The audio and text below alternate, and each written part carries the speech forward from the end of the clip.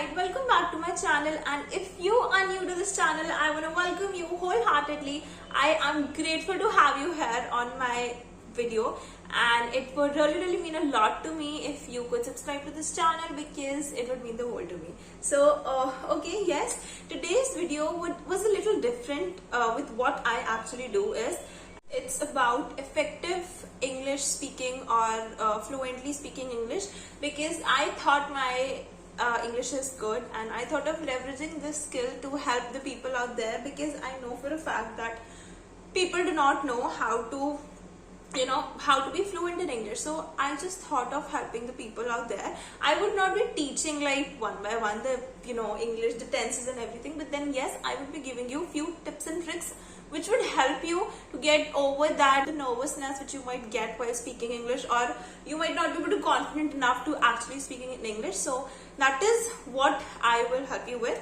So yes, without further ado, let's get started with today's video. So if you are a literal beginner, my number one tip for you is going to be to practice. I mean, this is how you're going to be fluent in English. You are going to be fluent by practicing more and more and more and more.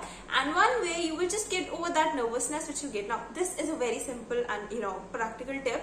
But a bonus tip here is that you can actually speak English standing in front of the mirror, because when you are making that eye-to-eye contact, you actually think that you are speaking in front of people, and that is kind of a low risk environment you are practicing. And even if you make mistakes, that is absolutely all right. Give yourself a topic, speak for start with 30 seconds, or maybe increase it to a minute or half a minute, and then speak on the topic, speaking in front of the mirror. Now you're gonna literally stand in front of the mirror and then speak. This is gonna be a bonus tip. Use your silence intelligently. Now I would be explaining this tip with by giving you a practical example, and the example would be of an interview. So think of you going to an interview, and then you are in front of the interviewer. You have marked up few answers which the other person, the interviewer would be asking you, and now you marked up the answers. You are going fine, starting with your introduction, because you have learned it by your heart. And when the interviewer just flips the question, and then you are blank, there's like an awkward silence in the room, because you do not know what to say, because you have learned the answers by heart. And if someone is asking you any other thing, you're blank over there. This is not the case. You cannot be blank.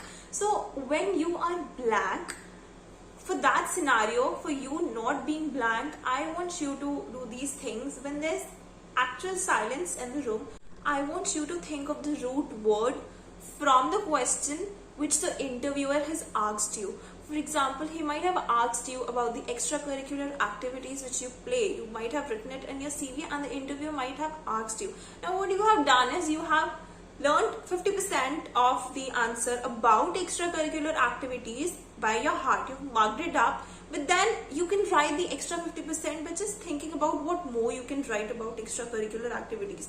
It's just about you telling a story to the interviewers, that there is no awkward silence in the room. And when there is actual silence, when you do not know what to answer to the other person, just pause for 5 seconds. The pause should not be more than 5 seconds, because that would be bad, right? So take a pause for 5 seconds. In those 5 seconds, you can think about the 50% of the answer which you have actually marked up, and the other 50% you can make it up. It's just like a story. You have to tell the other person the story, so that there's no awkward silence, right? So I want you to use your silence intelligently, and this makes me move on to my tip number 2, which is matching your brain frequency with your tongue frequency. Oftentimes it happens that whatever it is that you want to speak, you know it in your brain, you know it inside of your body, that yes, this is what I want to speak, but then you're just not able to speak it, because you might not know the correct words. You might think that you're not grammatically correct, or there might be errors in what you speak. You might be nervous. Now there are 2 reasons why the way you think, your brain frequency is not aligned with the way you speak, your tongue frequency. 2 reasons. Number 1, English is not our thinking language.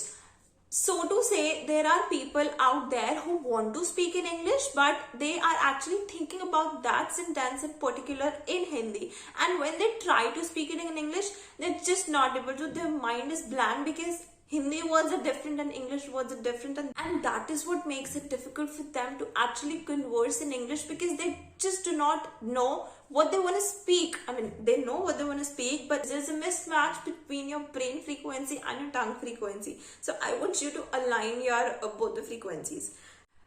Moving on to the reason number 2 why your brain frequency is not aligned with your tongue frequency, it's because you get nervous. Okay, so getting nervous is absolutely all right. I mean, everyone gets nervous. When I'm filming this video, I am getting nervous. Like, a lot of times I have to cut the video and reshoot that part or that segment again. Everyone gets nervous, and getting nervous is a human emotion. So it is absolutely all right for you to get nervous, because yes, everyone gets. But what is not right for you is to actually let that nervousness control you, because that is going to give you a negative impact. Think about it this way. If you are getting nervous and you are letting the nervousness control you, you are letting that nervousness get on your head, you would simply not be able to converse in English. Because you are nervous, and your nervousness might be coming out of your body in weird ways. For example, when I get nervous, I get this little anxiety in my heart as to what's going to happen. I even start shaking my leg because I'm nervous and I do not know what's going to happen. So when you know that this is the sign for you as you are getting nervous, try to, take deep breaths. Maybe because taking deep breaths make your body know that you are safe and in a secure place, and that it is absolutely all right. Understand what it is that is making you feel more nervous, and take more methods to control your nervousness. Do not let your nervousness control you. Tip number 3 is going to be staying confident and having the appropriate facial expressions. So, if you can do literally everything, every of the tips which I have mentioned earlier, but you're not confident enough to speak in English, or if you have these facial expressions which are showing that you are nervous and you're not ready for it, you are not going to leave a good impact on the other person, because the other person would just be able to know that you are nervous and you're not confident. So it is very, very important for you to actually be confident while speaking in English. And how can you make yourself confident? By simply practice in low risk environment. For example, as I said, that you can, stand in front of the mirror and you can speak in English. This is you are practicing in a low risk environment. And what would be a high risk environment? High risk environment would be your interview, or if you're speaking with your colleagues, your superiors, or anyone. So practicing in a low risk environment is going to give you confidence. Also, you can speak in English with your friends who are not going to mock at you, because friends don't do that, right? So you can practice in front of your friends as well. You can ask your friend as well to converse with you in English, because that's going to help you build your confidence. Also, you could use all of the law of attraction and manifestation techniques as well. I mean, you have to practice, of course, but then yes, you can use that as well, which is again a bonus tip, I guess.